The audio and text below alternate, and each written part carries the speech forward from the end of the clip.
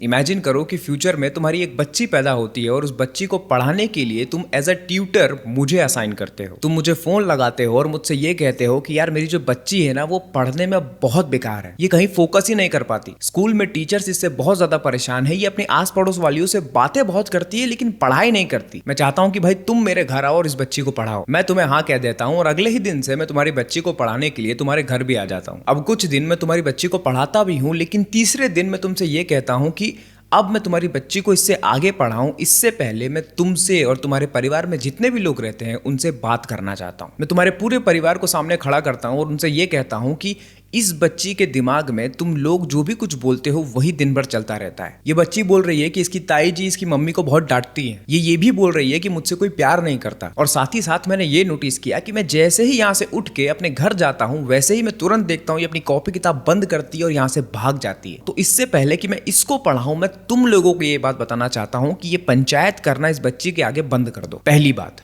दूसरी बात, ये जो कुरकुरे चिप्स आप इस बच्ची को खिलाते हो ना, ये भी खिलाना बंद कर दो। और तीसरी बात कि ये जो फोन में कार्टून देख रही है उसकी वजह से इसके डोपामिन रिसेप्टर्स फ्राई हो चुके हैं, जिसकी वजह से जब बुक के अंदर टेक्स्ट को पढ़ना होता है ये पढ़ नहीं पा रही है। तो अगर आप चाहते हो कि आपकी बच्ची पढ़ाई में बहुत अच्छी हो जाए और ये बहुत अच्छा स्कोर करे तो आपको 2-3 चीजें ठीक करनी होगी। पहली इसकी डाइट, दूसरा घर में आपको अच्छा माहौल बनाना होगा, और तीसरा इससे फोन छीनकर, इसके पास से फोन हटाकर इसको किताब लाकर देनी होगी इमेजेस वाली, जिसमें ये इमेजेस देखकर अपना एंटरटेनमेंट करे, जिसमें ये कहानियां पढ़ पढ़ के अपना एंटरटेनमेंट करे। अब मैं जैसे ही ये सब कुछ बोलता हूं तुम्हारा पूरा परिवार मेरे ऊपर चढ़ जाता है। वो बोलता है ये कोई टीचर है? ऐसा कोई टीचर होता है? टीचर को आना चाहिए घर में बच्ची को पढ़ा के चुपचाप निकल लेना चाहिए। टीचर के अंदर वो टैलेंट होना चाहिए कि वो बच्ची को पढ़ा दे, मार पीट के, गुस्सा दिखा के, अथॉरिटी दिखा के, उस बच्ची को दबा के। और जैसे ही तुम्हारे परिवार वाले ये बोलते हैं मैं अपने हाथ ऊपर कर देता हूं। मैं बोलता हूं कि मैं इस बच्ची को नहीं पढ़ा सकता, मैं यहां से जा रहा हूं। और जाते जाते एक आखिरी चीज मैं बोलता हूं कि मैं टीचर हूं और मैं जानता हूं कि इस बच्ची के स्कोर्स को अगर अच्छा करना है तो उसके लिए किन चीजों को ठीक करना है। वो चीजें पढ़ाई कर ठीक नहीं होंगी, वो चीजें इसके एनवायरमेंट में जो चल रहा है वो चीजें ठीक करके होंगी। और आप लोगों को लगता है कि इस माहौल में रहते रहते ये अच्छे से पढ़ाई कर सके तो शायद मार पीट के आप इस बच्ची से जबरदस्ती कुछ करवा लो, लेकिन आगे चलकर इस बच्ची का कुछ भी नहीं हो सकता। क्योंकि इस बच्ची के पढ़ाई ना कर पाने का रीजन इस बच्ची के अंदर नहीं है, इसके एनवायरमेंट में है। इस बच्ची का ना पढ़ पाना इसके एनवायरमेंट का बाय प्रोडक्ट है। अब फ्यूचर से वापस आ जाते हैं प्रेजेंट में और बात करते हैं उसके बाप से। जो हाल उस बच्ची का था ना वही हाल इस वक्त तुम्हारा है। If you are addicted to masturbation and porn, it is not because you have some problem in yourself, it is a by product of your environment. तुम जिस तरह की जिंदगी जी रहे हो, तुम्हारा इस एडिक्शन में फंसना उसका बाय प्रोडक्ट है। जब तक तुम अपनी जिंदगी नहीं बदलोगे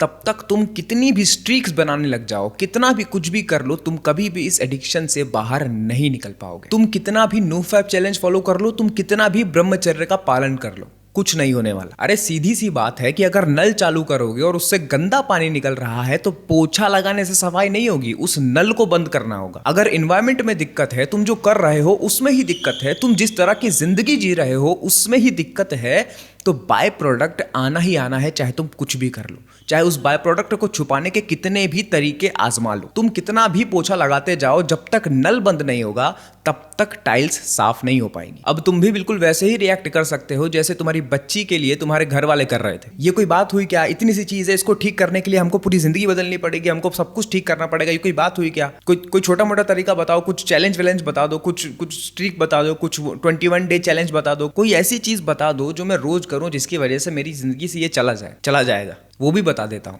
विल पावर का इस्तेमाल करो। लेकिन दिक्कत यह है ना कि विल पावर पेट्रोल की तरह होता है, वो जलता जाएगा और एक दिन खत्म हो जाएगा। ये बिल्कुल वैसे ही बात हो गई कि अगर किसी इंसान को फैट लॉस करना है, अपना वजन कम करना है, तो उसके लिए वो मेहनत करने को तैयार है, लेकिन जो सही तरीके की मेहनत है वो करने के लिए तैयार नहीं है। वो अपनी कैलोरीज पर ध्यान नहीं देगा, वो अपनी हंगर पर ध्यान नहीं देगा, वो अपनी स्लीप पर ध्यान नहीं देगा, वो अपनी ट्रेनिंग पर ध्यान नहीं देगा। वो उठेगा सुबह 5 बजे और रनिंग करना शुरू कर देगा, जिसकी वजह से उसका मसल लॉस हो जाएगा और वो पूरा का पूरा लटक जाएगा। अब बताओ, जो 5 बजे उठने की मेहनत तुमने की और जो इतनी सारी रनिंग करने की मेहनत तुमने की, शायद उससे कम ही मेहनत लगती जो ये काम में करने को बोल रहा हूं। लेकिन तुम ये नहीं करोगे क्योंकि यहां पर प्रीफ्रंटल कॉर्टेक्स इस्तेमाल होता है वहां पे, और प्रीफ्रंटल कॉर्टेक्स को इस्तेमाल करने में ना थोड़ी सी हमको बेचैनी होती है कि यार मुझे इतना दिमाग नहीं लगाना, मुझे इतना ज्ञान नहीं चाहिए, मुझे बस एक स्टेप बता दो, ये करना है।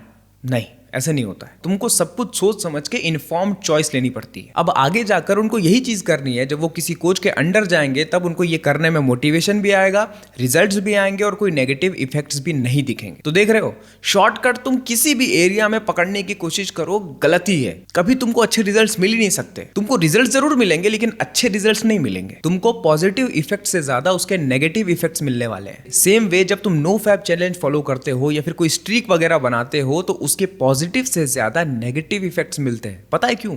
क्योंकि दिन भर तुम इसी बारे में सोचते हो कि आज पहला दिन हो गया, आज दूसरा दिन हो गया, आज चौथा दिन हो गया, आज 10वां दिन हो गया। इससे प्रॉब्लम यह है कि तुम्हारी पूरी जिंदगी पॉर्न और मास्टरबेशन के इर्द गिर्द रिवॉल्व होने लग जाती है, जिसका संचालन कौन कर रहा होता है? Will power. तुम्हारी विल पावर है जो तुमको ताकत दे रही होती है कि तुम अपने आप को रोक के रखो। ये ऑटोमेटिक नहीं हो रहा होता। ये बिल्कुल वैसा है जब मैं जाता हूँ किसी दुकान पे और बढ़िया बिस्किट्स खरीद के लाता हूँ और अपने कमरे में लाके रख लेता हूँ। अब जब बिस्किट्स मेरे कमरे में नहीं थे तब मुझे विल पावर नहीं लगाना पड़ रहा था कि यार अपने आप को रोकना है मुझे बिस्किट्स खाने से, मैं नहीं खाऊंगा बिस्किट्स, कुछ भी हो जाए, क्योंकि वो कमरे में है ही नहीं तो मेरे को विल पावर लगाने की जरूरत नहीं है। जब वो है ही नहीं तो मैं उस बारे में सोचता ही नहीं हूँ। लेकिन जब वो मेरे कमरे में पड़े हुए हैं तब मुझे बहुत ज्यादा अपने आप को रोकना होता है कि नहीं मैं इसको नहीं खाऊंगा, नहीं मैं इसको नहीं खाऊंगा। उसी तरीके से जब ये पॉर्न और मास्टरबेशन जब तुम्हारे दिमाग के सेंटर में रखा होता है तो दिन भर तुम यही सोचते हो कि मुझे ये नहीं करना, ये नहीं करना, और इसी वजह से जब वो विल पावर का फ्यूल खत्म होता है तब तुम इसको कर लेते हो और फंस जाते हो। इसीलिए सॉल्यूशन ये है कि अपनी जिंदगी का पूरा फोकस